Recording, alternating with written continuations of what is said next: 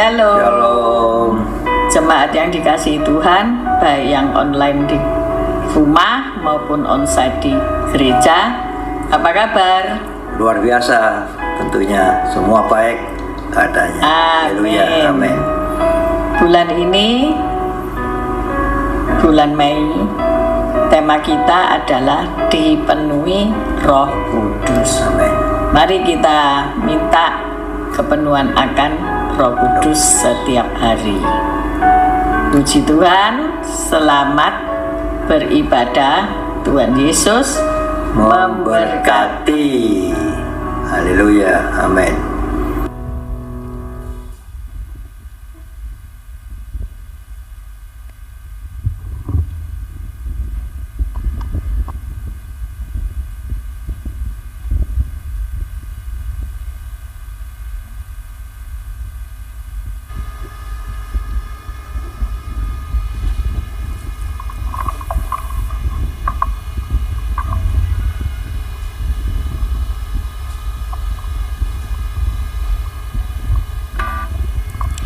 Shalom Bapak Ibu semuanya.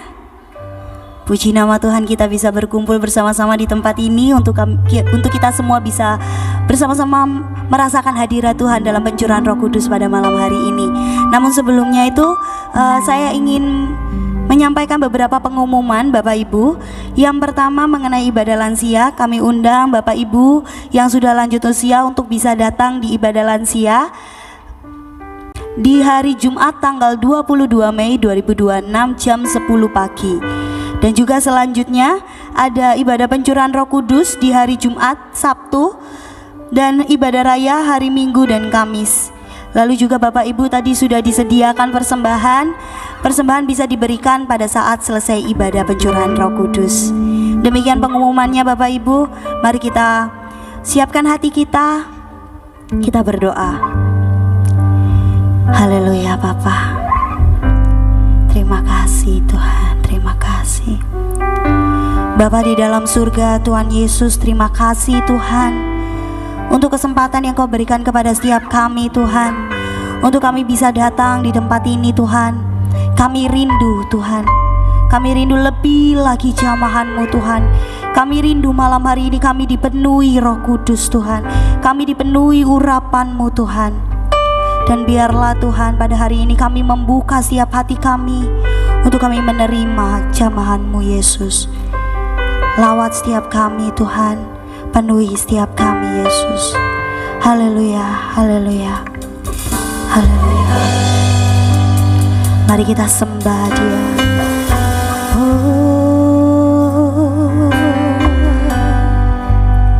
Haleluya, syukur. Kami sembah Engkau Tuhan. Haleluya.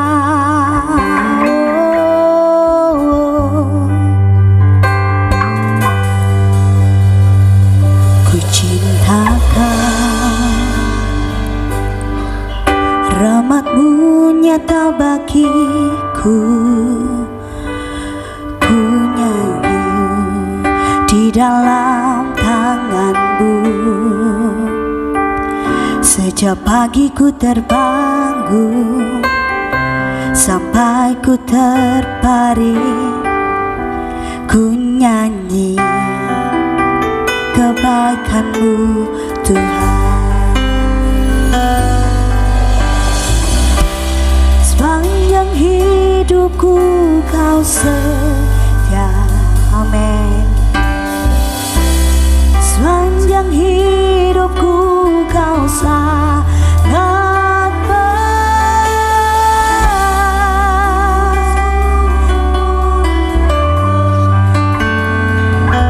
Ku nyanyi kebaikan-Mu Tuhan. Mari kita pujikan suara-Mu. Tuntunku melewati api hidupku. Kau ada dalamku.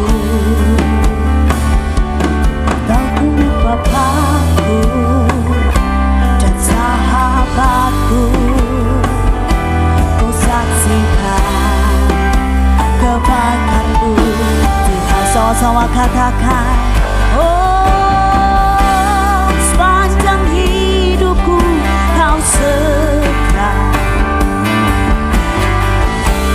sepanjang hidupku kau sangat baik, nafasku memuliakanmu, ku nyanyi kebaikanmu Tuhan.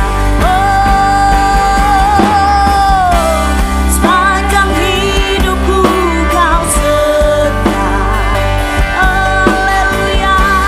Sepanjang hidupku kau sangat baik, nafasku memuliakanmu, ku nyanyi kebaikanmu Tuhan. Suaramu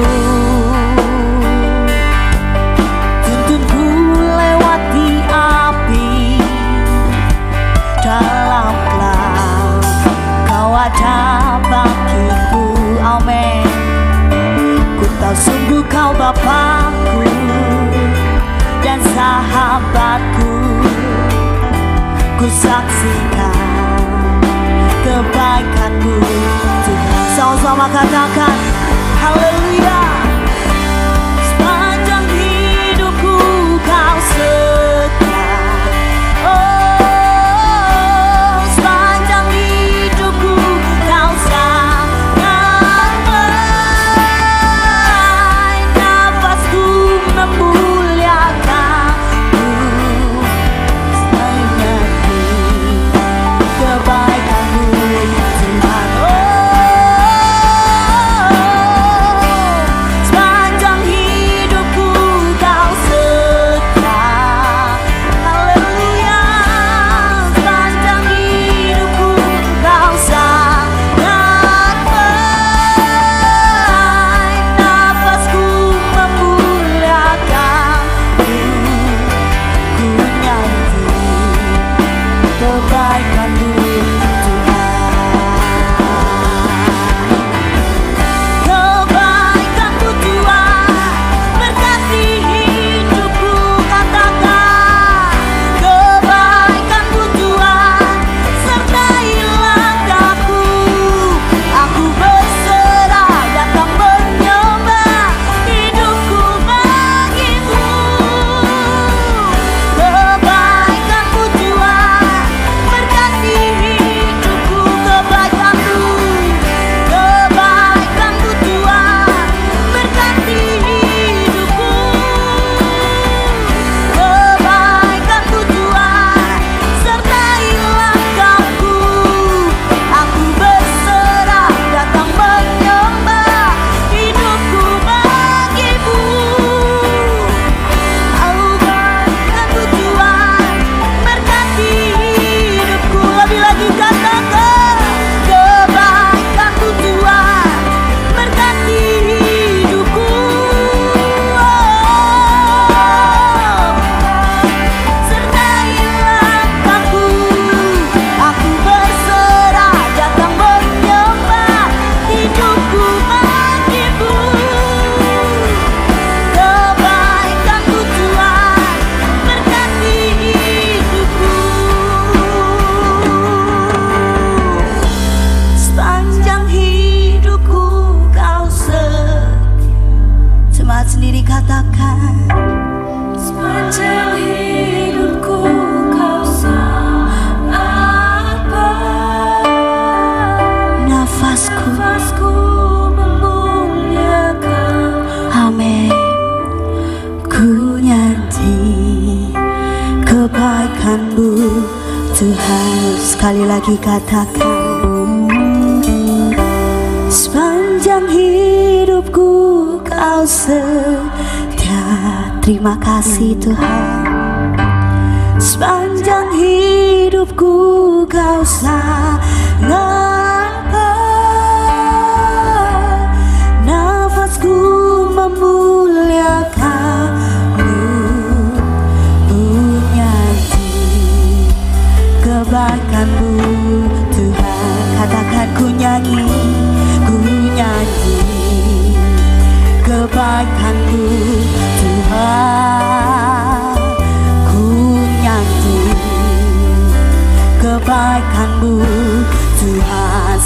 Dia. Naikkan ucapan syukur bagi Dia.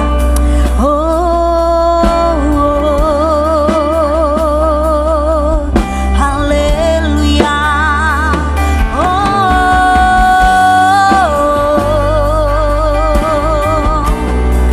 Terima kasih Tuhan. Haleluya, haleluya, haleluya. Kami sembah.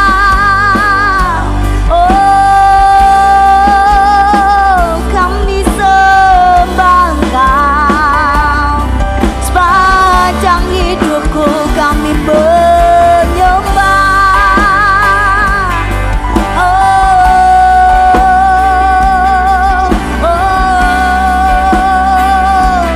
Thank you Lord, thank you Lord, we worship you Lord. Haleluya. Kami sembah Engkau Tuhan, kami tinggikan Engkau. Haleluya, haleluya. Namanya namanya segala namanya. Oh, namanya. Thank you. Namanya.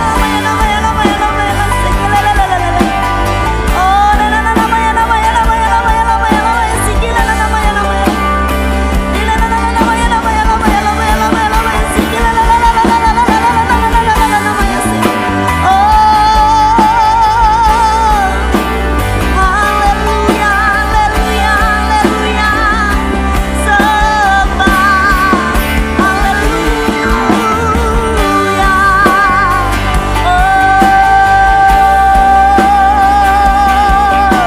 Haleluya.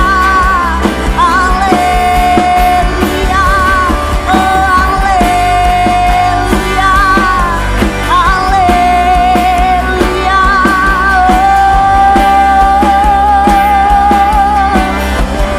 Terima kasih Tuhan. Terima kasih.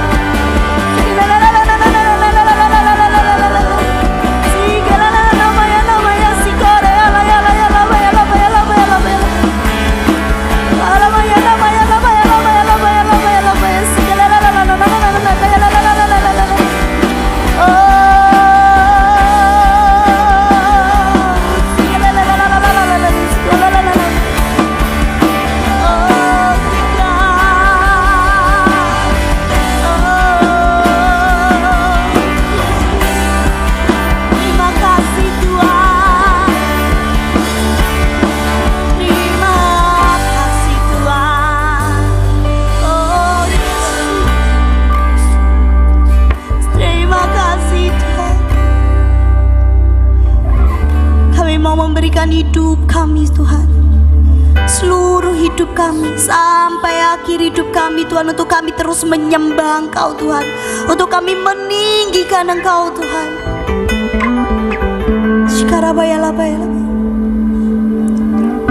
Shikarada nama-nama ya sikila nama ya. Lalalama ya labaya sikala lalalama ya sik. Datang Bapa. Datanglah Roh Kudus. Sepanjang hidupku Kau setia. Sepanjang hidupku Kau sangat Kau baik Tuhan. Kami mau sampai akhir hidup kami memuliakan-Mu Tuhan. Lebih lagi katakan, sepanjang hidupku, sepanjang hidupku Kau sangat baik.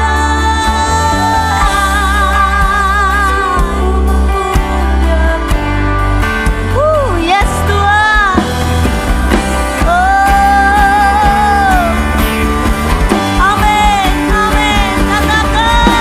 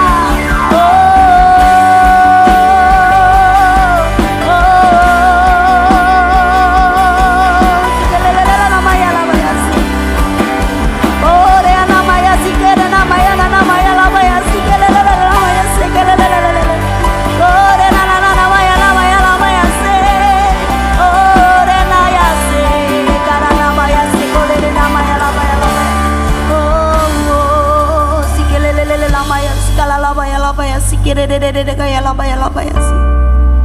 Karena nama ya laba ya si kere de kaya lama ya laba ya si.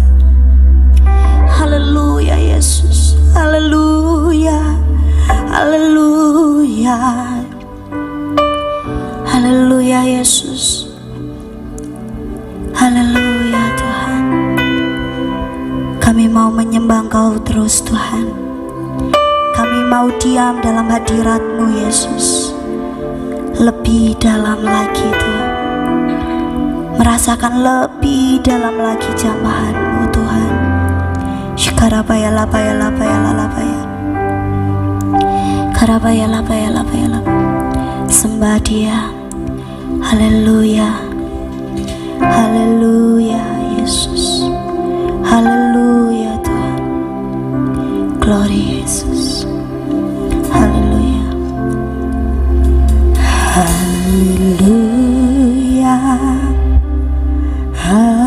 haleluya, haleluya, haleluya, penuhi Tuhan, haleluya, haleluya, amin,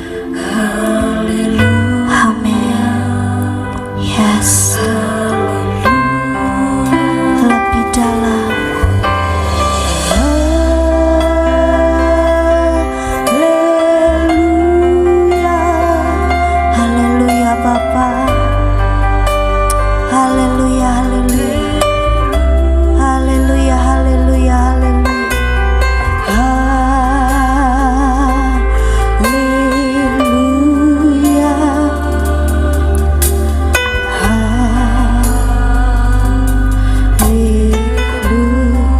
Katakan haleluya, haleluya Yesus, haleluya Yesus, haleluya. Shikarabaya sikire shikarabaya labaya sikire kaya nama ya la sikarabaya labaya. Terimalah pujian dan nyembahan kami Tuhan. Haleluya. Haleluya.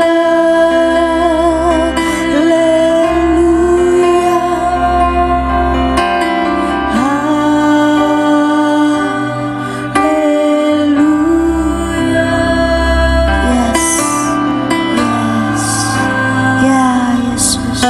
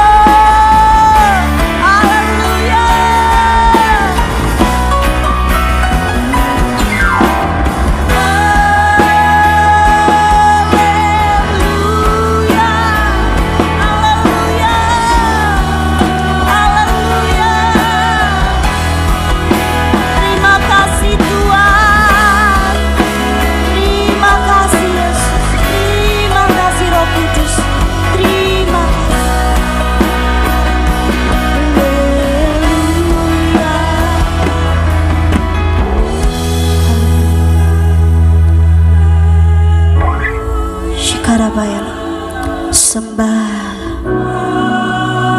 senangkan hatinya, tinggikan dialah, besarkan namanya. Shikarabayala,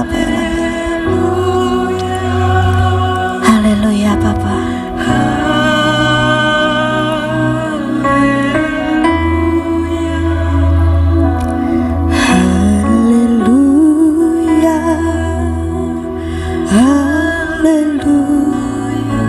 Haleluya. Yes Tuhan. Haleluya. Haleluya. Haleluya. Haleluya. Haleluya. Ya, terima kasih Tuhan. Terima kasih Tuhan. Terima kasih Yesus. Tiada kata yang lain Tuhan selain mengucap syukur. Tiada hal yang lain yang bisa kami lakukan selain kami mengucap syukur Tuhan, untuk segala kebaikan-Mu dalam setiap hidup kami Tuhan. Kami gak bisa membalas apapun Tuhan. Engkau Allah yang sangat amat baik dalam setiap hidup kami Yesus. Bahkan Kau rela mati di kayu salib, dan Engkau bangkit memberikan Roh Kudus-Mu untuk selalu menuntun setiap kami. Terima kasih Tuhan. Kalau Engkau gak bisa jauh-jauh dari kami, karena kami sadar Yesus, kami akan jatuh Tuhan kalau kami jauh dari Engkau. Namanya sikiri. Oh ya namanya sikiri. Kami sadar Tuhan, kalau setiap kami ini terbatas Yesus. Kami sadar kalau kami bukan yang terbaik Tuhan, kami gak bisa memberikan yang sempurna.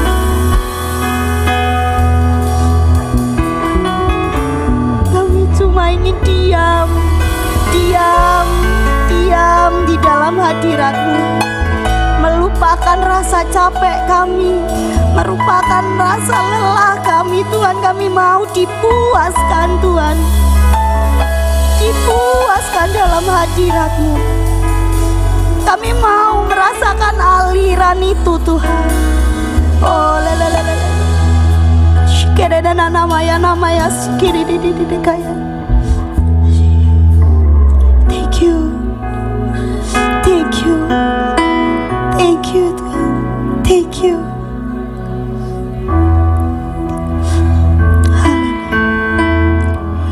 I sing praises to your name, oh Lord, praises to your name, oh Lord. Mungkin hanya lagu ini yang bisa kami naikkan untuk-Mu Tuhan. Naikkan untuk Dia, senangkan hatinya.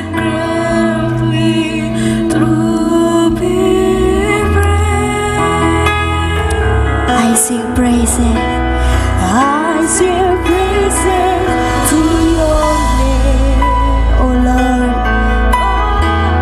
Ya Tuhan,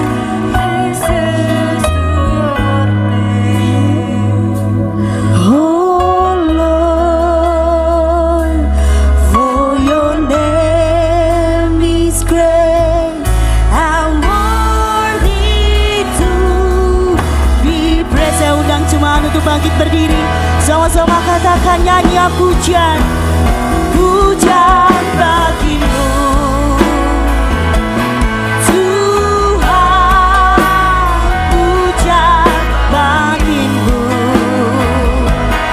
Tuhan, nama-Mu besar dan layak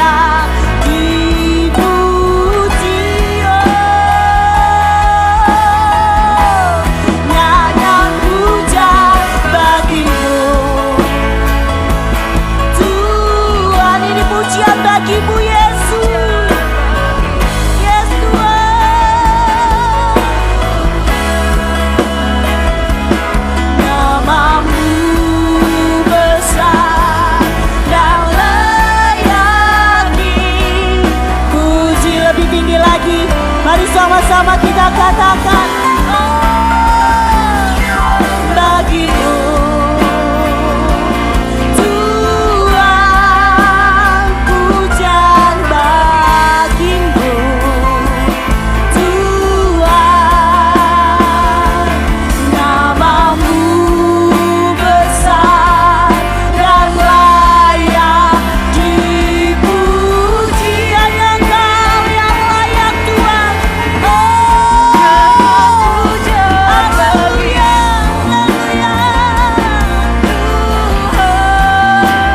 Pujian bagi. Saya undang abahnya untuk maju ke depan.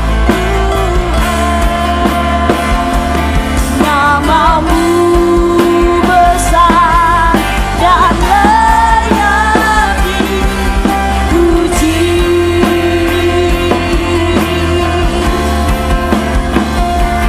Namamu besar dan layak dipuji.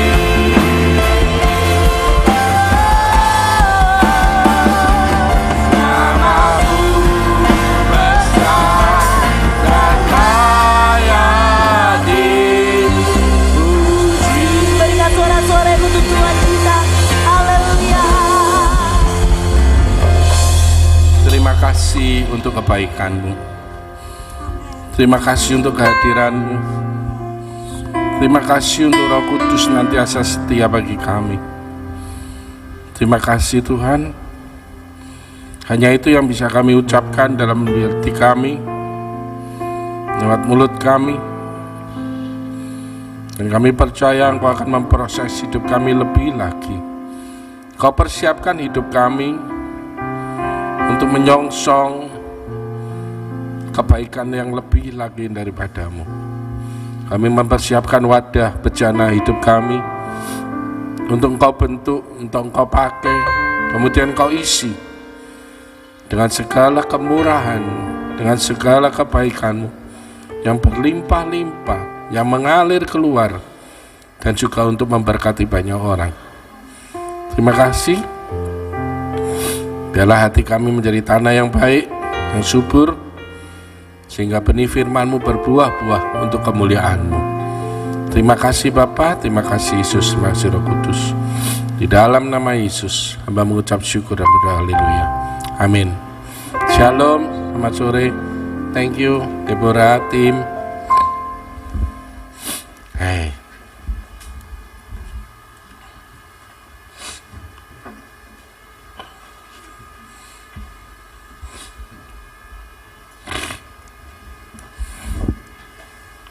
Untuk tema-tema Roh Kudus,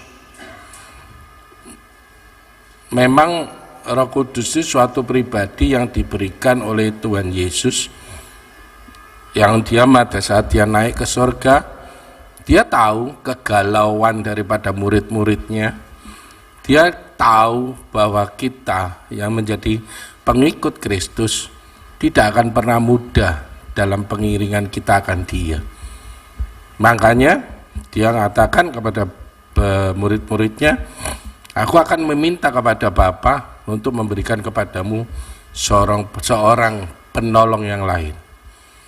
Nah, itu nantinya saya ke sana. Tapi sebelum itu, secara garis besarnya, saya cuma kalau kita ngomong, wah Roh Kudus untuk apa? Ini udah berapa minggu tentang Roh Kudus terus. Ya penolong, ya penghibur, memberi kekuatan, yang menginsyafkan, itu peran-peran Roh Kudus. Sebetulnya ini saya mau berseri hari ini, terus mestinya kan Sabtu ya, tapi Sabtu karena ada di KPK BCF ya kalau nggak salah ya, nanti Pak Hendri yang bawakan ya, next saja ya. Sampai saya merenungkan sesuatu, sebetulnya paling inti daripada kita memiliki Roh Kudus itu apa? Bukan cuma sekedar yang dinamakan bahasa roh. Itu kalau saya ngomong bahasa roh itu cuma karunia, salah satu karunia. Yang hari Minggu kemarin datang gitu Pak Edwin ya, Edwin apa Erwin ya, itu menyampaikan sangat luar biasa bagaimana karunia vs dengan buah roh, ya, itu sangat jelas sekali. Ya, karunia itu diberikan sebagai anugerah dan diberikan untuk memperlengkapi kita dalam pelayanan kita kepada semua manusia. Karunia diberikan kepada kita bukan untuk sok-sokan gaya-gayaan punya-punyaan, tapi itu sebetulnya tidak penting. Ngomong penting ya penting, tapi terlebih penting adalah buah roh yang berkonotasi kepada karakter Kristus. Itu paling penting. Nah, untuk ke arah semua itu, ya, saya mulai mereview lagi. Beberapa Kamis yang lalu sebelum kita ada ibadah Pentakosta ini, saya diberi tugas untuk pengajaran tentang penginjilan. Terus kemudian Bu Evi membahas tentang second coming. Terus kemudian Bu Foni tentang pelayanan. Terus kembali lagi kepada saya untuk penginjilan. Sebetulnya terus kalau saya terus merangkai semuanya itu, ada satu titik yang ini saya mendapatkan kisah yang cukup luar biasa. Ada adat di Yahudi itu punya adat tentang pernikahan atau hukum pernikahan yang disebut sebagai halakha. Ya, ternyata unik. Mungkin saudara yang tahu, ya enggak apa-apa. Yang belum tahu, nambah pengetahuan ya. Ada 2 tahap pernikahan di dalam Yahudi, yang adat Yahudi ya, halakha itu. Itu ada 2 yang namanya kidusin dan nisuin. Pernah dengar enggak? Pernah dengar? Belum ya? Oke, kita belajar bareng-bareng. Ternyata kidusin itu istilahnya pertunangan. Ya. Dalam arti sesungguhnya sebetulnya kidusin itu pengudusan. Itu apa? Ya. Itu apabila ini saya terus jadi ingat kisahnya Yusuf dengan Maria. Ya. Ini Yusuf melakukan kidusin terhadap Maria. Nah, ini saya butuh pasangan. Ineka ya. Timbang istri yang lain kan tidak boleh, istri tetangga itu mending istri sendiri. Tolong bawa apalah aqua atau apa boleh. Nah, oke. Kidusin itu adalah mempelai pria. Misalnya saya ini mempelai pria, saya naksir ini tak incer ini dari dulu. Wah ini, maka saya datang ke rumahnya dia, saya membawa cawan yang isinya anggur perjanjian. Saya minum, lumayan, tak kasih ke dia. Kalau dia nolak, nggak mau minum, ya sudah, aku ngaplo boleh tuh. Tapi kalau dia ngambil terus diminum, berarti dia setuju untuk nantinya saya nikahi. Ini kidusin, pertunangan, pengudusan. Lalu apa yang saya lakukan, yang dia lakukan? Pada saat itu juga dia sudah terikat kepada saya. Tidak boleh pacaran lagi sama orang lain, tidak oleh ngelirik, tidak oleh disiri. Wes, iki punyaku. Dan dia harus sebagai mempelai wanita, dia harus menjaga betul-betul kekudusannya. Dia menjaga pribadinya, menjaga segala sesuatunya untuk nanti saya akan datang kepada dia, dia menjadi mempelai yang siap. Nah, kemudian dia balik, saya pulang. Saya ke rumah bapakku. Aku ngomong, Pak, aku sono calon nih. Oh ini, oh iya. Terus siapa? Ya udah, saya kepingin gini. Oke, siap, sebentar ya nak. tak siapkan semuanya sama Bapak. Bapak itu mempersiapkan segala sesuatu yang berhubungan dengan pernikahan besar ini nantinya. Dia siapkan rumah untuk calon pengantin, untuk laki-laki dan perempuannya, dia siapkan semua. Nah, kalau bapak ini merasa sudah siap, dia ngomong sama lakinya nih, wes balik bagi wedok tadi, cewekmu tadi, ambil dia jadi istrimu. Itu namanya nisuin.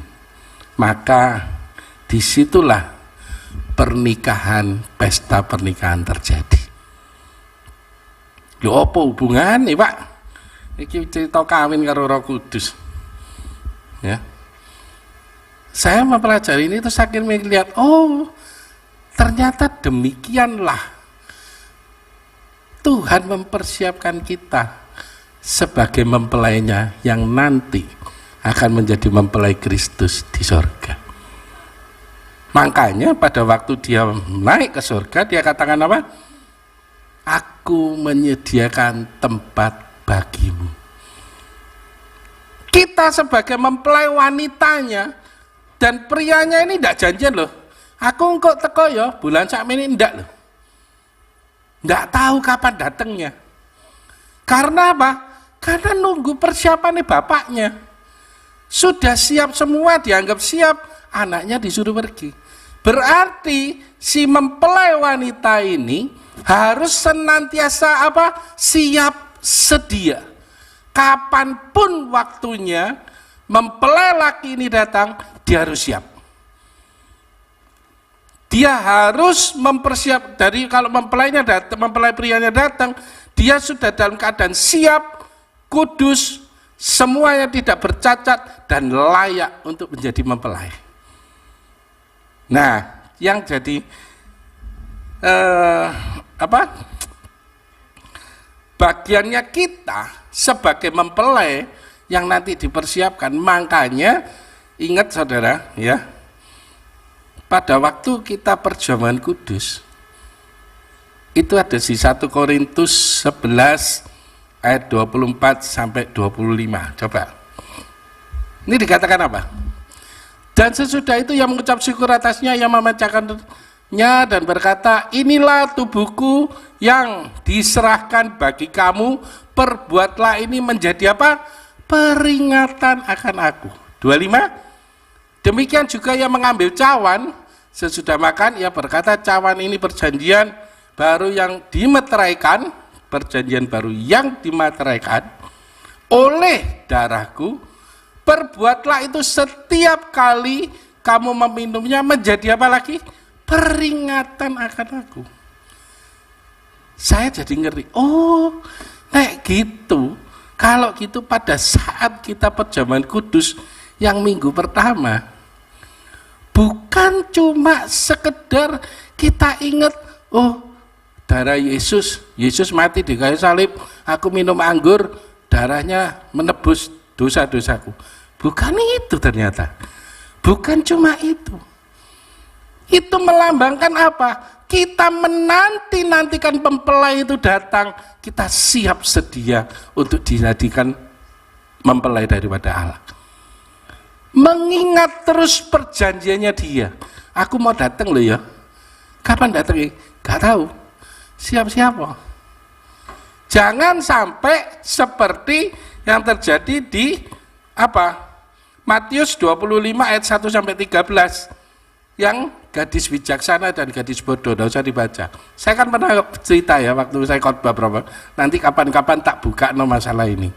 Tapi tidak tak buka di sini terlalu banyak karena panjang. Ya. Karena dalam masa penantian kepada mempelai pria yang datang itu bukan suatu masa yang gampang buat kita. Saya kalau tidak salah ingat Bu Evi pada waktu Suara Gembala Pagi mengatakan menanti itu adalah suatu hal yang membosankan. Betul ya Bu? Menanti seseorang atau menanti sesuatu itu meradikan sesuatu yang aduh kok ndak teko-teko sih, aduh ya apa iki temenanan apa ndak, iki ya apa iki, kan galau. Bahkan penantian kita bisa membuat kita jadi jenuh, betul? Capek, kayak tadi song leader ini, capek Tuhan, jenuh, melu Tuhan kok gini toh ya, kok ndak tambah api, kok tambah soro. Cek enak ya sing wis berangkat naik ke surga ya pulang ya. Ndak ngerasakno dolar 17.800. Ndak ngerasakno barang-barang naik. Ndak ngerasakno sesuatu yang tambah menekan di ekonominya kita. Penantian ini akan membuat kita semakin merosot atau kita tetap berpengharapan. Sama seperti cerita lagi tentang di Matius 25 14 sampai 30, ya, enggak usah dibaca, itu perumpamaan talenta tentang 5 talenta, 2 talenta dan 1 talenta. Apakah kita sebagai mempelai yang sudah dipersiapkan, yang sudah dimateraikan loh ya, sudah minum cawan loh ya. Cawan tadi kan perjanjian.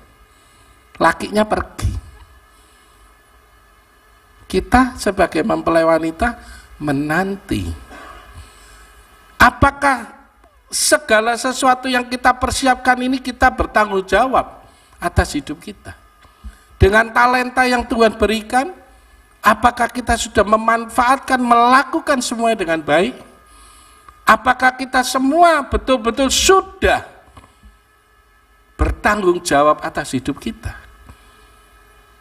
Karena mempelai itu datang dengan tiba-tiba, tidak ada seorang pun yang tahu. Seperti gadis 5 gadis bijaksana, 5 gadis bodoh, nggak ada yang tahu. Tapi ingat, mereka semua 10-10-nya itu punya minyak loh ya. Tapi yang 5 minyaknya habis, nggak punya cadangan. Karena Tuhan Yesus tahu dan mengerti bahwa dalam masa penantian, iman ini juga bisa gugur. Kalau capek, jenuh, merosot, sik lumrah, itu bisa dipompah lagi. Tapi kalau terjadi gugur, itu yang bahaya. Maka dia berikan apa? Di Yohanes 14 ayat 26 27, seperti tadi saya katakan. Apa katakan? Tetapi penghibur itu Roh Kudus yang akan diutus oleh Bapa dalam namaku, dialah yang akan apa? Mengerjakan segala sesuatu kepadamu. Dan akan mengingatkan kamu akan semua yang telah kukatakan kepadamu. Mengingatkan apa? Elingo, iki mempelai ini bakal datang. Ingat toh, ada perjanjian yang sudah dimateraikan dengan Roh Kudus, bahwa engkau adalah milikku, bahwa engkau milik Allah. Keren ya? Saya mikir ini, keren ternyata ya kita ini ya. Nanti selanjutnya saya akan bahas lagi. Lebih keren lagi. Begitu saya ini, Tuhan, sampai segininya Dia mempersiapkan kita, orang-orang pilihannya, yang nanti dicalonkan menjadi mempelai Kristus. Dia sudah mempersiapkan segala sesuatunya di surga, yang nanti akan kita nikmati bersama dengan Dia.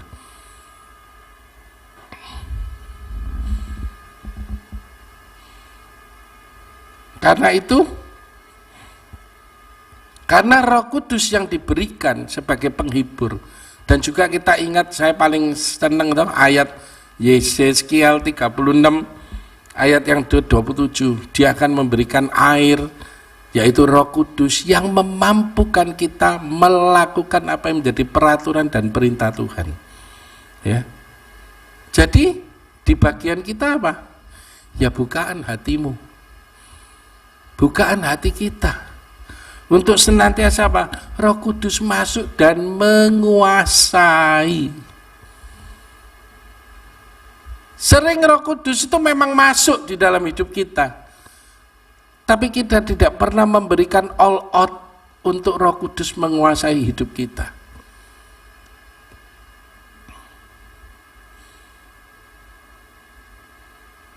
Tapi kalau ngomong Roh Kudus masuk di dalam hidup kita,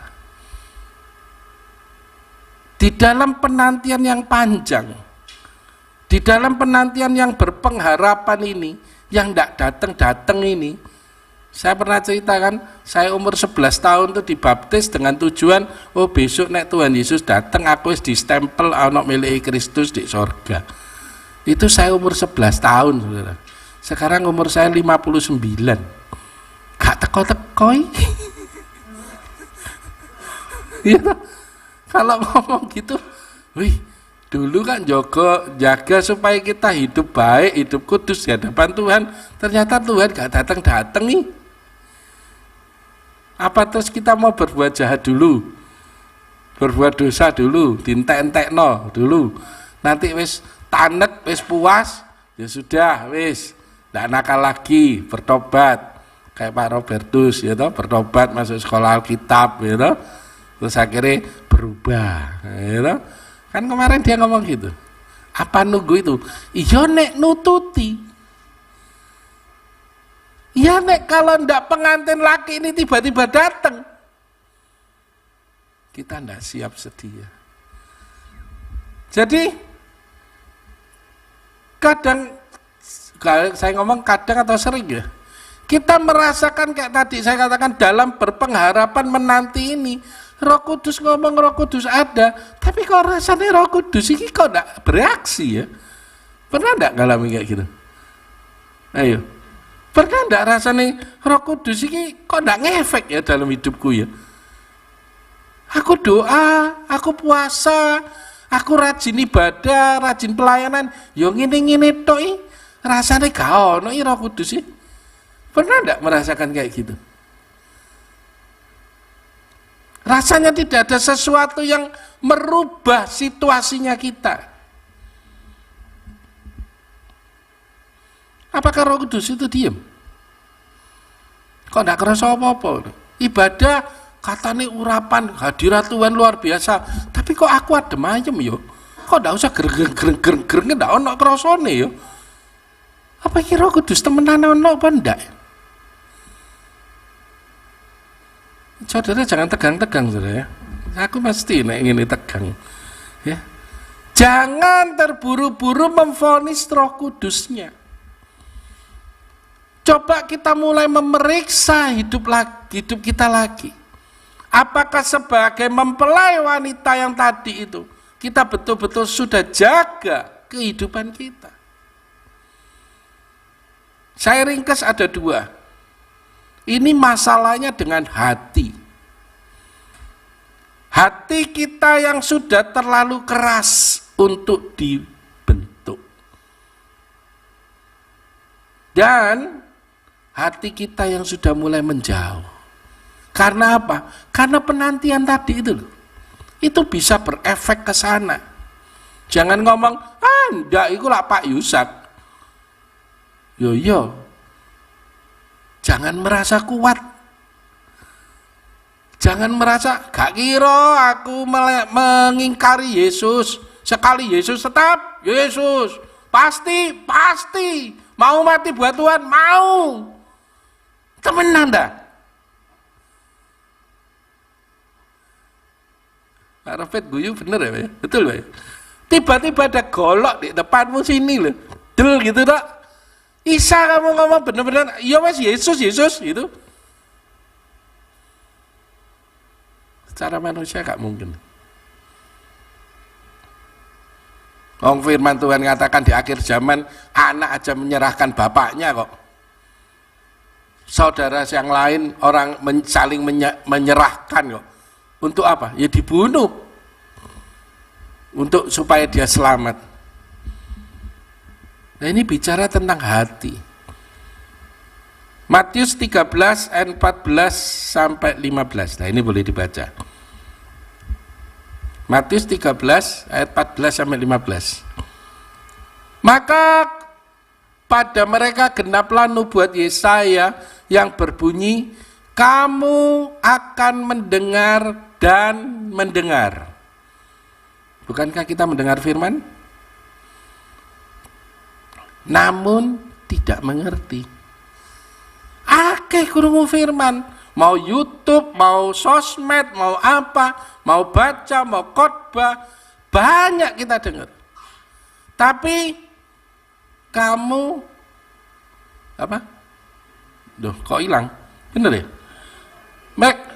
Kamu akan mendengar dan mendengar namun tidak mengerti, kamu akan melihat dan melihat namun tidak menanggap. 15. Sebab apa? Hati bangsa ini telah menebal dan telinganya berat mendengar dan matanya melekat tertutup, supaya jangan mereka melihat dengan matanya dan mendengar dengan telinganya dan mengerti dengan hatinya, lalu berbalik sehingga aku menyembuhkan mereka. Ini nantinya ya, itu di Yesaya, nubuatan. Hati yang menebal, telinga yang berat, mata yang melekat tertutup. Istilahnya apa? Aku seru firman iki bosen Roh Kudus terus 10 dino. Apa ini dibahas? Nang gereja ya ngono-ngono tok. Rasane kok gak ono kegerakan yo. Gereja iki gak ono urapane paling.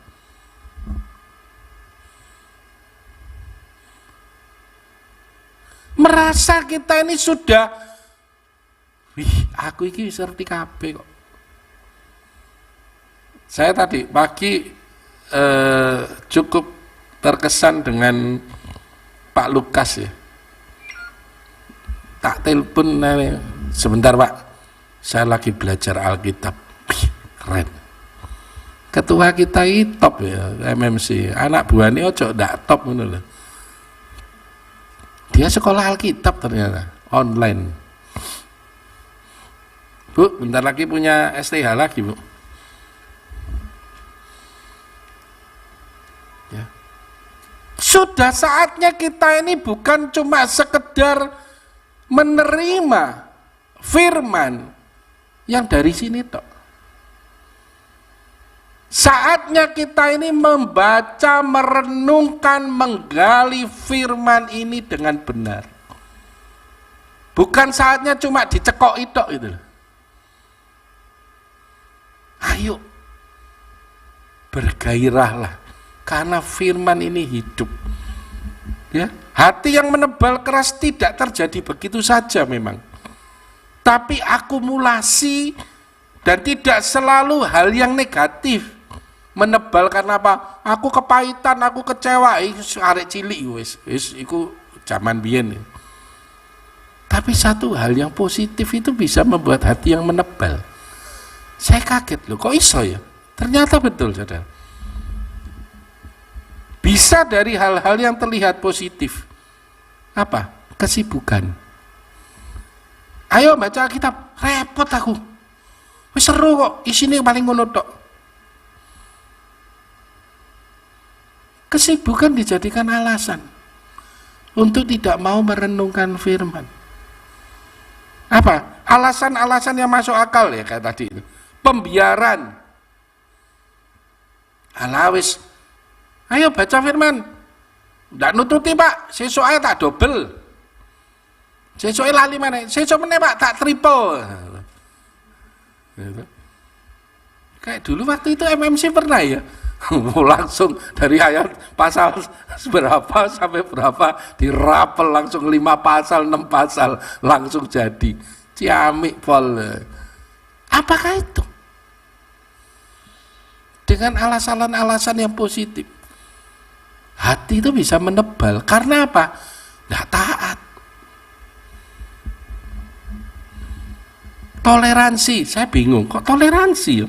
Ternyata gini, saudara. Ya ini fenomena ya, atau bagaimana ya? Saya sejak kecil, saudara kan tahu ya, kita ya kalau di Chinese itu ada lambang-lambang show ya, naga, ular dan sebagainya. Saya dari dulu, ya tidak tahu kalau dianggap kuno atau apapun terserah lah ya. Saya diajari sama papi saya, tidak boleh ada gambar naga di rumah. Kenapa? Itu lambang iblis. Semua gambar tok kan tidak apa-apa. Iki loh, saya pernah ada hamba Tuhan. Masih ada di GAB. Tato ini nogo di gini dulu. Bangga. Tak oleh. Alah, gambar tok sudah ada reaksi ini, tidak ada apa-apa. Dalam nama Yesus hilang.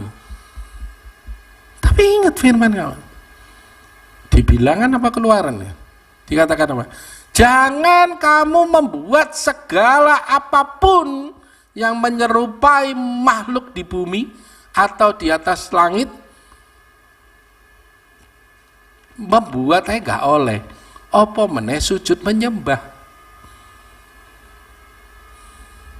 Saya pernah dulu waktu kecil kan ke Bali ya. Ke Bali itu kan ada beberapa pura-pura kan harus didatangi, terus kita pakai ikat kuning ya, nggak salah ya. Saya pernah mau ikut masuk terus langsung dicegat sama seorang hamba Tuhan. Kamu tidak boleh ikut. Tuh kenapa? Kamu kan Kristen, kamu anak Tuhan. Jangan pakai itu. Loh, kan cuma syarat toh. Masuk kita toleransi kok. Nggak boleh. Itu ada kekuatannya. Ada ikatan perjanjiannya. Yang di alam roh kita tidak ngerti.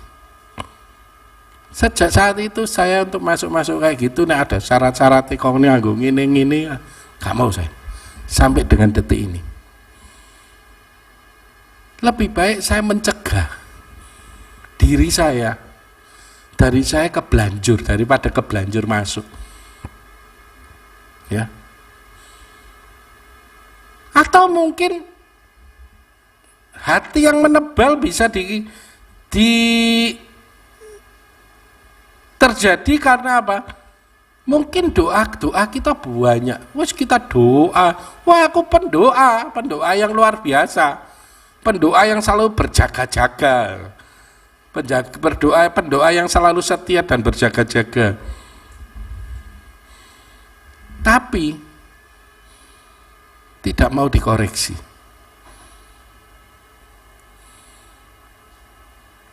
Pendoa atau berdoa, beri ruang waktu Tuhan untuk berdiam, kita berdiam, mendengarkan suara Tuhan dan dikoreksi oleh Tuhan. Bukankah kita selalu berdoa lebih banyak satu arah? Tuhan berkati, Tuhan lindungi, Tuhan urapi, Tuhan ini, Tuhan ini, Tuhan ini, Tuhan ini, sing dikongkon tok iku Tuhan. Gak pernah memberi kesempatan Tuhan untuk mengoreksi hidup kita.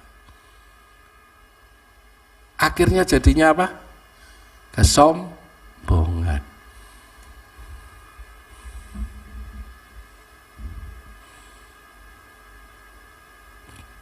Di Matius 13 ayat 19 sampai 23 itu perumpamaan tentang benih yang ditabur. Pada waktu saya baca ini lagi, tak ulangi lagi ya. Ada dari 3 jenis ya, 4 jenis ya, jatuh di pinggir jalan, jatuh di tanah berbatu, jatuh di semak duri, bahkan jatuh di tanah yang baik. Kita coba baca satu ya, Matius 13 ayat 19 saja, perbandingannya 19-20 nanti. Kepada setiap orang yang apa? Mendengar firman tentang kerajaan surga tetapi tidak mengertinya. Di situ toh. Coba 20. Benih yang ditaburkan di tanah yang berbatu-batu ialah apa? Orang yang apa? Mendengar firman. 21. Tapi tidak berakar, datanglah penindasan penganiayaan segala dua-dua. Yang ditaburkan di tengah semak duri ialah orang yang apa lagi? Mendengar firman. Seharusnya kalau sesuai dengan firman Tuhan, iman timbul dari apa? Pendengaran akan firman. Tapi kenapa kok firman ini bisa jatuh di tanah pinggir jalan, di tanah berbatu, semak duri, yang tidak bisa menimbulkan iman ternyata? Berarti ada apa? Firman yang tertabur, benih itu tertabur, terbuang sia-sia. Dan tidak mengerti. Kalau tidak mengerti, yo belajar. Jangan merasa aku gak ngerti firman ini. Ya wes, bahno gak ngerti gak penting. Enggak. Milikilah hati untuk mau mengerti, belajar, mengerti firman Tuhan apa? Baca, gali, renungkan dan lakukan. Serius, saya salut dengan Pak Lukas. Kok helmnya gak cukup ya? Nggak dia naik mobil, nggak numpak sepeda motor, jadi nggak pakai helm dia. Ya, mau belajar. Pak Martin ini juga, kalau di WA itu ya selalu tanya sesuatu yang out of the box gitu. Iki apa? Wah, iki berarti belajar ini.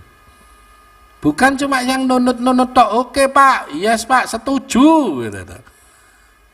Ayo, yang tidak mengerti belajar untuk mengerti. Yang jatuh kepada tanah berbatu itu euforia sesaat. Pada waktu kita KKR, kebangunan rohani, atau ada kita ngikuti suatu ibadah yang keren gitu ya, seakan-akan ya. Terus habis gitu, wih luar biasa ya, pembicara nih ciamik, wah iki firman nih ciamik ini, wah euforia sesaat.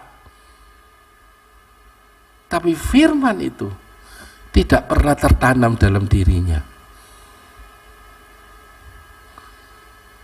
Yang masuk di dalam semak duri itu pun adalah karena akumulasi kondisi. Kalau saya ngomong, coba ya, yang di ayat berapa itu, yang jatuh dalam semak duri, ialah orang yang mendengar firman itu lalu apa? Kekhawatiran dunia. Apakah langsung khawatir dunia jebret langsung itu? Enggak. Terjadinya apa? Akumulasi yang numpuk sedikit demi sedikit, kondisi yang dibiarkan. Walaupun masuk di semak duri itu ada tanahnya loh saudara, tumbuh loh, tumbuh, tapi apa? Tidak berbuah. Padahal yang dipentingkan adalah buahnya. Makanya yang di tanah yang baik, di ayat yang ke-23, firman Tuhan ditaburkan pada tanah yang hati yang mau dibentuk, mau dikerjakan, dan mau diproses. Maka firman itu menjadi iman. Iman bertumbuh karena apa? Siraman atau makanan firman Tuhan setiap hari lalu menghasilkan buah. Iki kunci. Poin yang kedua, hati yang menjauh. Kalau saya katakan ini hati yang mulai undur diri, saudara. Mulai step by step. Mundur diri kan juga tidak mungkin, wes aku pedot, Tuhan, tidak gitu. Kan mungkin ada sesuatu yang akumulasi dalam dirinya, mulai mundur, hilang. Bukan mundur cantik, tapi mundur hilang. Yesaya pasal 29 ayat yang ke-13. Dan Tuhan telah berfirman, oleh karena bangsa ini datang mendekat dengan mulutnya dan memuliakan aku dengan bibirnya, padahal apa? Hatinya menjauh daripadaku. Wih, ketokane ibadah, ketokane iki lho khotbah, ketokane jadi WL. Tapi sesungguhnya memuji Tuhan hanya cuma dengan mulutnya, dengan bibirnya. Tapi hatinya sesungguhnya jauh daripada Tuhan. Bahkan ibadahnya kepadaku hanyalah apa? Perintah manusia yang dihafalkan. Ini teguran keras tuh, saudara. Saya pada waktu baca ini terus mikir, iya aku ini mempersiapkan khotbah atau baca firman itu menjadi bagian dari kehidupan saya, atau saya cuma sekedar pada waktu diberi tugas. Loh, saudara kan tidak ada yang tahu toh, iya kan, tidak ada yang tahu kan.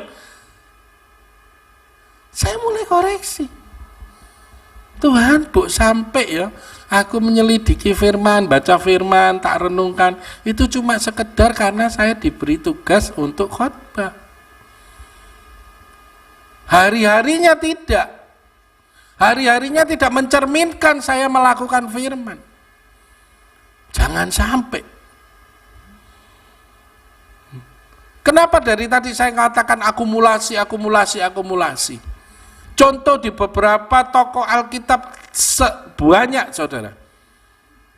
Ini ada beberapa tapi saya ambil 2 aja. Simpson itu jatuh karena apa? Apakah karena jatuhnya pada saat mulai rambutnya dipotong? Tidak. Simpson mulai jatuh, mulai undur, mulai hatinya menjauh dari Tuhan pada saat dia bermain-main dan kompromi dengan dosa. Setuju? Dia sombong, kata, ndak kira aku tiba, mbok, bapak.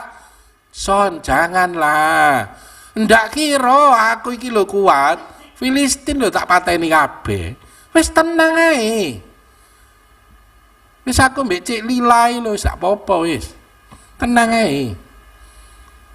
Dia mulai kompromi dengan dosa. Dan akhirnya jatuh. Yudas, dia mengkhianati Yesus bukan karena pada saat itu wis tak khianati ae. Tak seneng aku sama Yesus, enggak. Tapi rasa kecewa dan ketamakan yang terpelihara tumbuh terus menjadi suatu pengkhianatan. Ini cuma 2 tokoh aja. Makanya, saudara, Ibrani 10, coba. Untuk mengatasi hati yang mulai menjauh atau undur diri, Ibrani 10 ayat 25 sampai 26 dikatakan apa? Janganlah kita menjauhkan diri dari pertemuan-pertemuan ibadah kita. Seperti dilakukan oleh beberapa orang, tetapi marilah kita saling menasihati dan semakin giat melakukannya menjelang apa? Hari Tuhan yang makin mendekat. Jangan meninggalkan ibadah. Usahakan hadir. Pak, aku repot gini. Ya wis tidak apa-apa. Bukan memaklumi loh tapi ya. Dan alasan itu dibikin karena memang dari hati kita ngerti. Ya memang tidak bisa dihindari. Tapi usahakan untuk tidak meninggalkan pertemuan ibadah. Kemudian sengaja berbuat dosa. 26 ya, kalau nggak salah. Sebab jika kita sengaja berbuat dosa sesudah memperoleh pengetahuan tentang kebenaran, maka tidak ada lagi korban untuk menghapus dosa itu. Wes ngerti ki verboten diterabas kecekel polisi. Nyalakno verboten nih, nyalakno polisi nih. Kan banyak ya terjadi di lalu lintas Indonesia ini, saya lihat di YouTube. Wes ora nglanggar arah ketabrak, nyalakno sing nabrak. Lah kon nglanggar jalan satu jalur diterobos.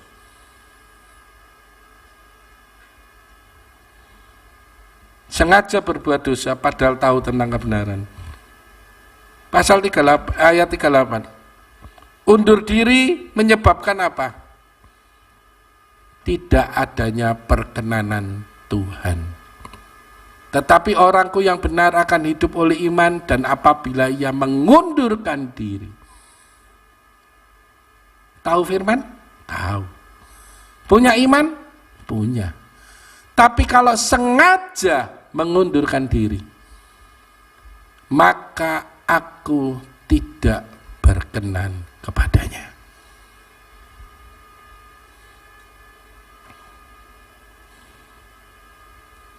Makanya Ibrani 12 ayat 15 katakan, Ibrani 12 ayat 15 katakan, jagalah supaya jangan ada seorang pun menjauhkan diri dari kasih karunia Allah, agar jangan tumbuh akar yang pahit yang menimbulkan kerusuhan dan yang mencemarkan banyak orang.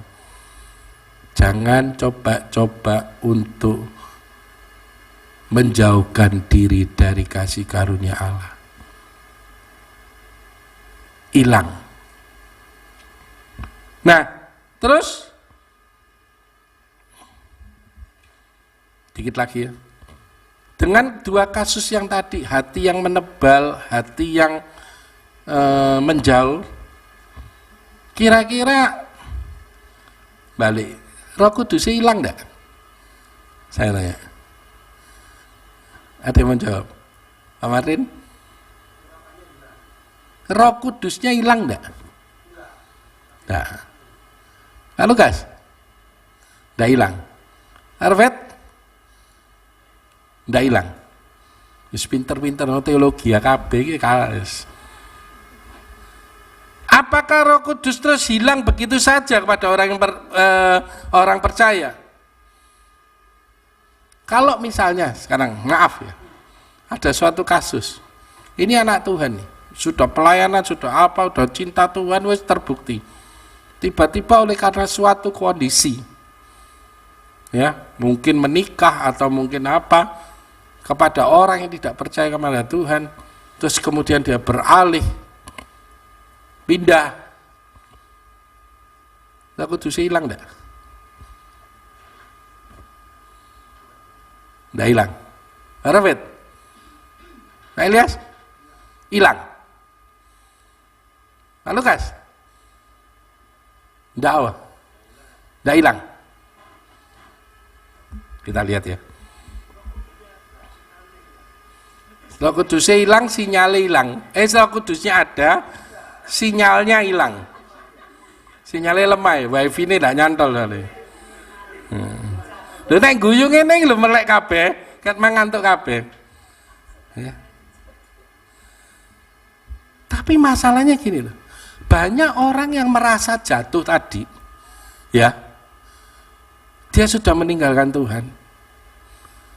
Mungkin dia sadar, tapi mau balik. Wedi. Mau balik kok, aduh aku kok balik ya. Ya nek aku diterima. Aku ngomong Tuhan terima, saya nggak terima, menungsone iki lho, menghakimine setengah mati, betul enggak? Hukuman sosial itu ternyata lebih parah daripada hukuman Tuhan, ngerti tidak? Dirasani.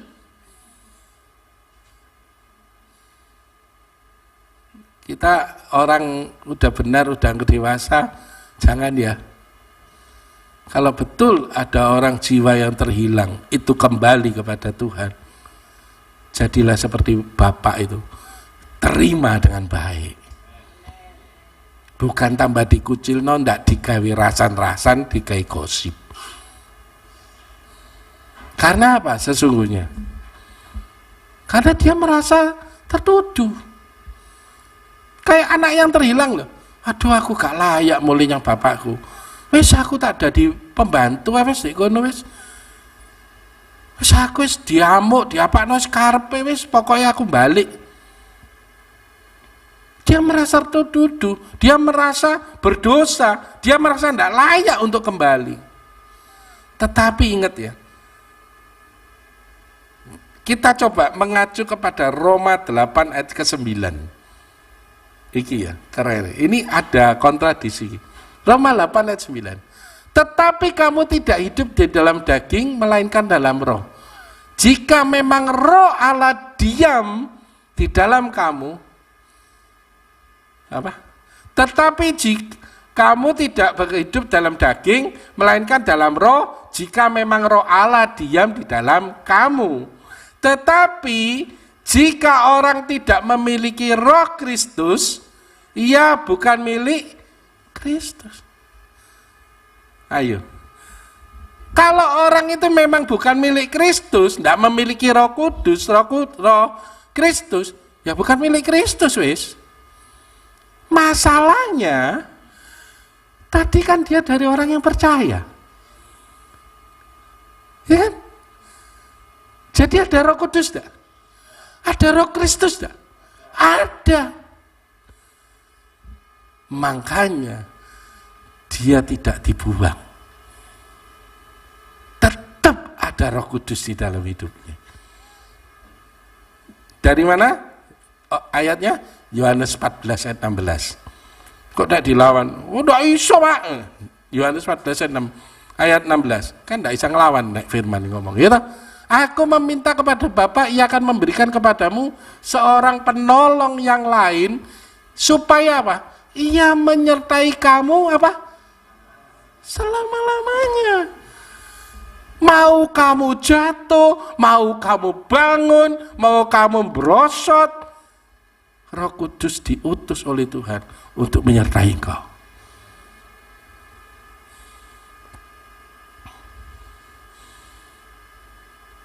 Jadi tidak ada masa kadaluarsanya dan tidak tergantung situasi. Kehadiran Roh Kudus bukan berdasarkan perasaan kita, melainkan berdasarkan apa? Janjinya Tuhan. Karena dia sudah ngomong, aku menyertai, iya Roh Kudus menyertai kamu selama-lamanya. Nggak ngelihat situasi ini. Tapi sebaiknya di 2 Timotius 2 ayat 13. Ayat yang menguatkan lagi. 2 Timotius 2 ayat 13. Kayak tadi ngomong loh. Karena apa? Tuhan itu ngomong berdasarkan firman-Nya kan. Sekalipun kita tidak setia, dia tetap setia. Efesus 1 ayat 13 sampai 14. Ini membuktikan ya. Di dalam dia kamu juga, karena kamu telah mendengar firman kebenaran, yaitu Injil keselamatan, yaitu kayak dalam kurung gitu ya. Di dalam dia kamu juga ketika kamu percaya. Tadi kan harus percaya. Dia bahkan dimateraikan dengan Roh Kudus. Suatu surat perjanjian dimaterai berarti sah secara hukum, punya kekuatan hukum tetap. Kecuali naik disuwek, baru dia keluar dari kasih anugerah Allah. Kemudian yang ayat 14.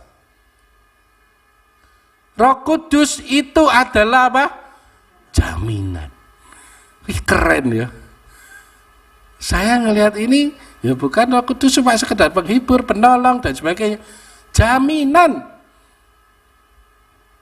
bagi adalah jaminan bagian kita sampai apa? Kita memperoleh seluruhnya, yaitu apa? Penebusan yang menjadikan kita milik Allah untuk memuji kemuliaan. Wih, keren ya. Keren enggak? Sehingga balik seperti tadi, Roh Kudus tidak pergi, tidak pernah meninggalkan kita, tapi dia memang bisa sedih karena dia seorang pribadi. Kayak tadi loh, ono roe sinyale pedot. Nah itu. Dia bisa bersedih, dia bisa berduka, dia bisa padam. Ya, 1 Tesalonika 5:19 berduka, Efesus 4 ayat 30.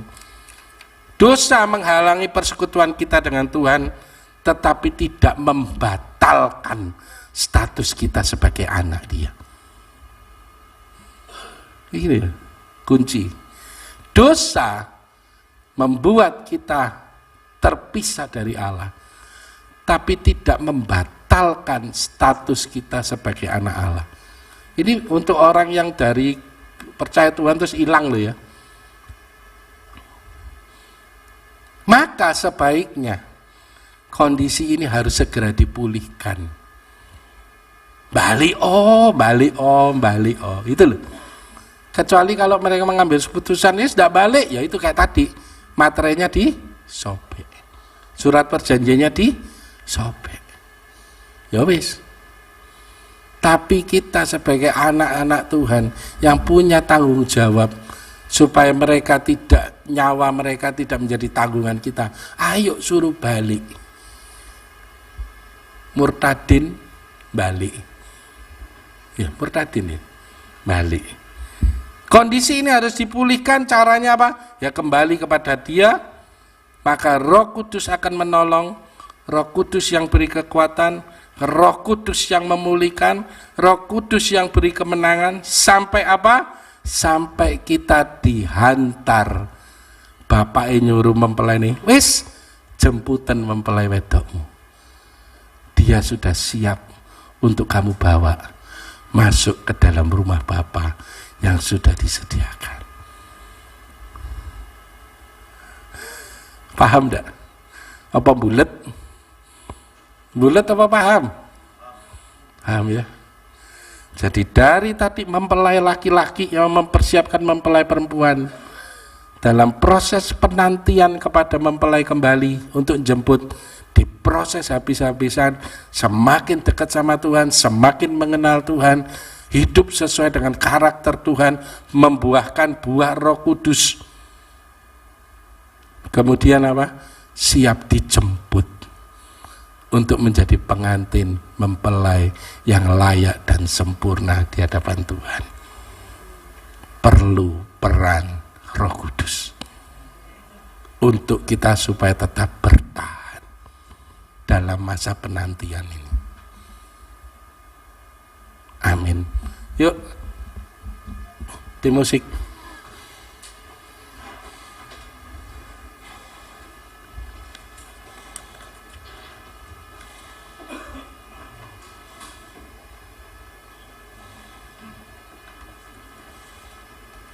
Kita nyanyikan sebuah lagu.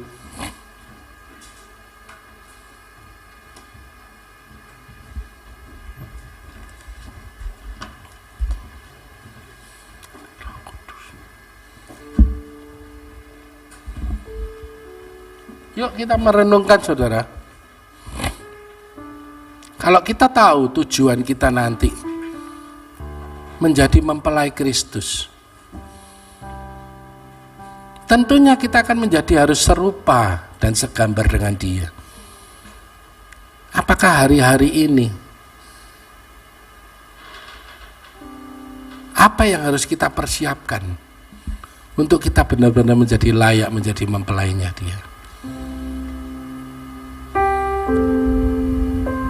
Seperti tadi Deborah ngomong, mungkin kita capek, mungkin kita jenuh, manusiawi kok. Tapi ingat, kita diberi Roh Kudus, diam di dalam kita. Dia yang akan memampukan kita. Saya bisa berkhotbah, dia bisa WL, Kenas bisa main musik. Semua itu karena roh yang ada di dalamnya yang memacu, yang bereaksi untuk melakukan pekerjaan Tuhan. Jadi jangan pernah sombong, jangan pernah merasa bisa, karena sesungguhnya itu Roh Kudus yang bekerja, bukan kemampuan manusia lahiriah kita. Saya tadi sampai ngomong, Tuhan, sopo aku ini. Kalau kita semakin menyadari bahwa kita ini loh bejana tanah liat yang sebetulnya tidak punya nilai apa-apa, tapi di tangan Sang Penjunan, bejana ini boleh menjadi suatu benda yang berharga. Kita minta Roh Kudus.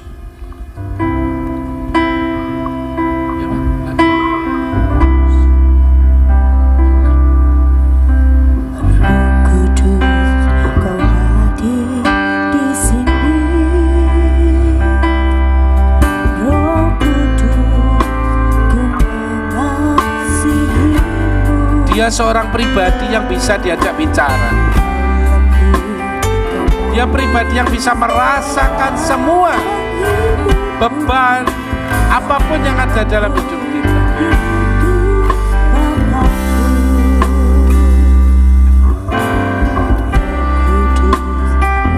Dia ada di sini. Dia sangat mengasihi kita. Haleluya. Dia lembut. Dia manis. Kaulah penghiburku, penolongku, diutus aku. Buka hati untuk Roh-Mu Tuhan. Ku buka hati menyembah-Mu Yesus. Jamahlah kami, penuhi kami dengan kuasa Allah-Mu. Ku buka hati Tuhan, ku buka hati untuk Roh-Mu Tuhan. Ku buka hati menyembah-Mu Yesus. Jamahlah kami, penuhi kami. Mari kita bangkit berdiri. Kuasa Allah Maha Tinggi. Ku buka hati untuk Roh-Mu Tuhan. Buka hatimu saudara-saudara. Ku buka hati menyembah-Mu Yesus. Jamahlah kami, penuhi kami dengan kuasa Allah Maha Tinggi. Jamahlah kami, penuhi kami dengan kuasa Allah Maha Tinggi. Jamahlah kami, penuhi kami dengan kuasa Allah Maha Tinggi.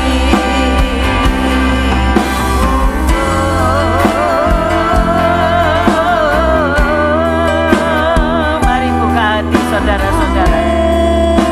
Ya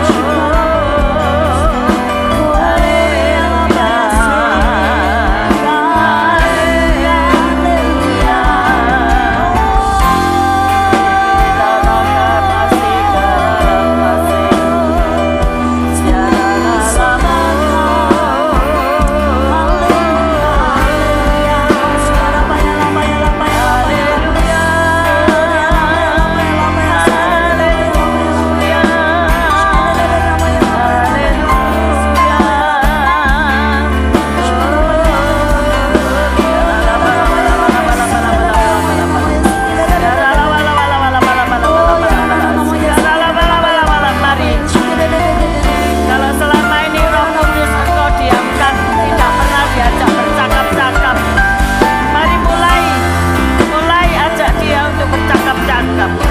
Mari sadari ada Roh Kudus yang permanen yang diberikan Tuhan kepadamu. Kepada setiap orang yang percaya sudah ditanam Roh Kudus.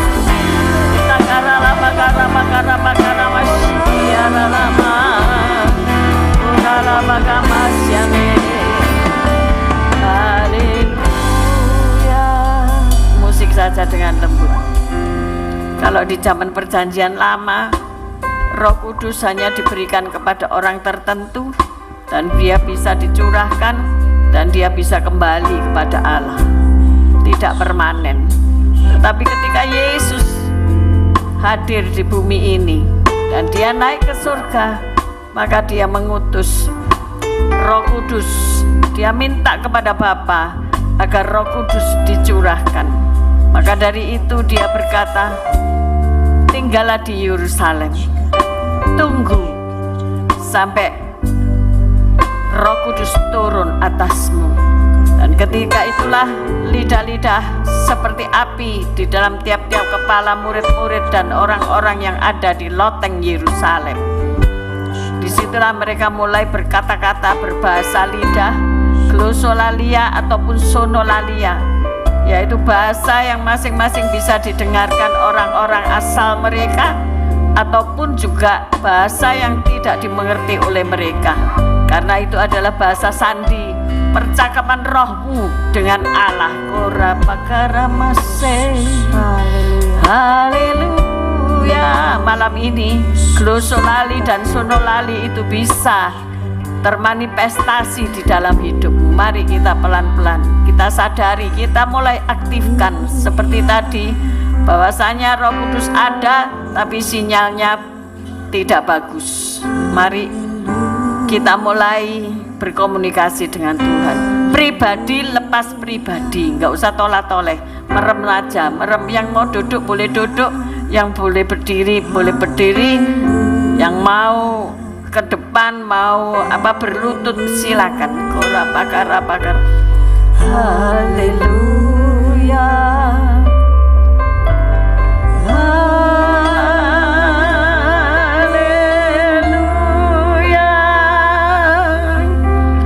Roh Kudus malam hari ini akan mengingatkan segala kekurangan kelemahanmu.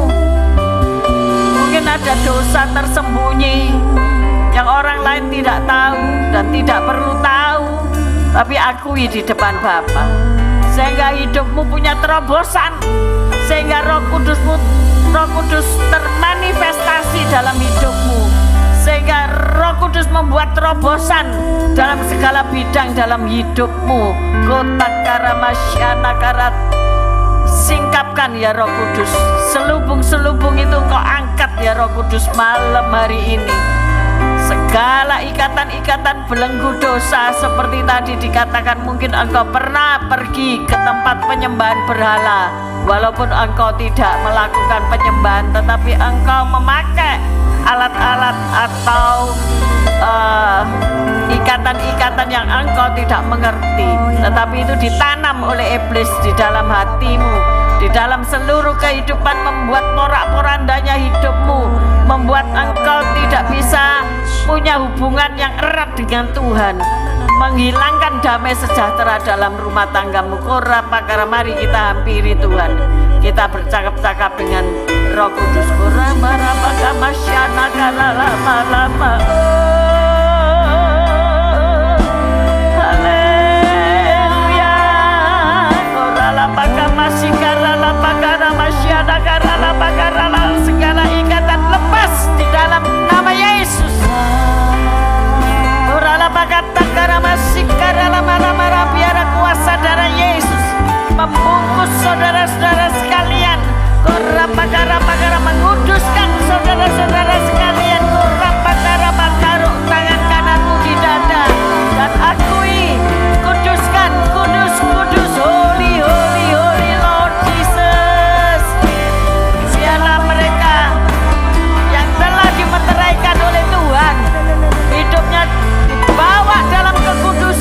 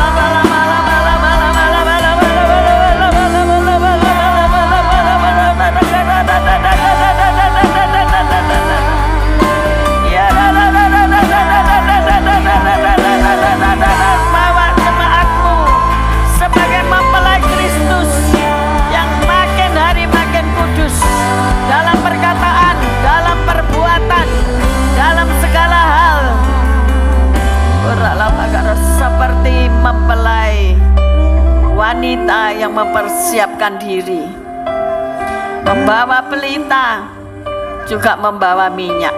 Rita kara masyara kara lapa masyara sigara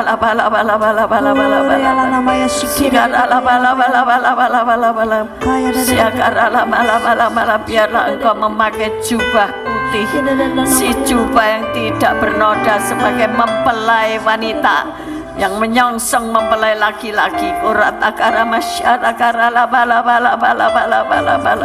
sigara laba kara laba kara laba kara laba kara laba kara laba kara laba laba laba laba laba laba laba laba laba laba laba laba laba ya laba laba laba laba laba laba laba laba laba laba laba laba laba urapa kara kara Roh Kudus seperti angin yang memberi kelegaan, seperti angin yang melepaskan segala kesesakan. Dia berhembus, biarlah ia berhembus di tempat ini, memberi kesegaran rohani, memberi kesegaran dalam jiwa, memberi kesegaran dalam tubuh.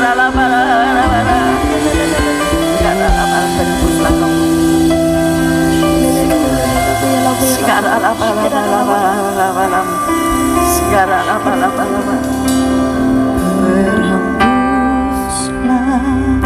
Roh Kudus di tempat ini, berhembuslah Roh Kudus dengan kuasa-Mu.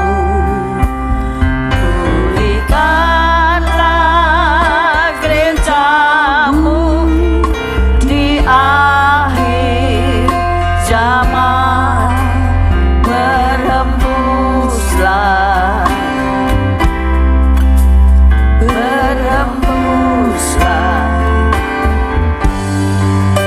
sekarang.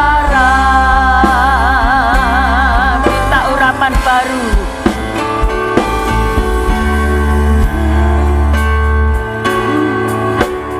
dengan minyak baru. Urapilah kami dengan hadirat-Mu.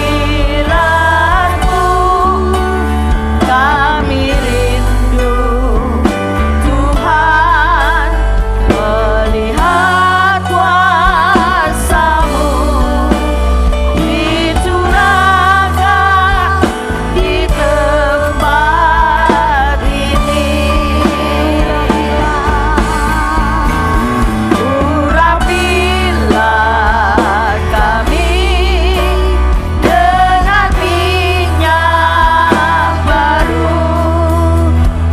Penuhilah kami dengan hadirat-Mu. Kami rindu Tuhan melihat kuasa-Mu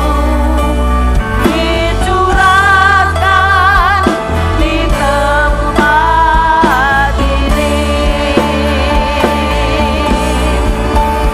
Kami rindu Tuhan melihat kuasa-Mu dicurahkan di tempat ini. Kami rindu Tuhan melihat kuasa-Mu dicurahkan di tempat ini. Terima kasih untuk urapan-Mu yang baru, Tuhan. Kami percaya Roh Kudus bekerja tidak hanya malam hari ini, masih ada besok, lusa, dan 1 hari lagi. Dan untuk selama-lamanya Roh Kudus itu menyertai kami. Kami percaya karena hal itu telah dimeteraikan. Kami mengangkat kedua belah tangan kami untuk pulang ke rumah tangga kami masing-masing. Jemaat yang dikasihi Tuhan, pulanglah dan bawalah berkat, kasih, anugerah Allah yang berlimpah-limpah menyertai engkau sampai Maranatha. Yang percaya berkata, amin. Tuhan Yesus memberkati.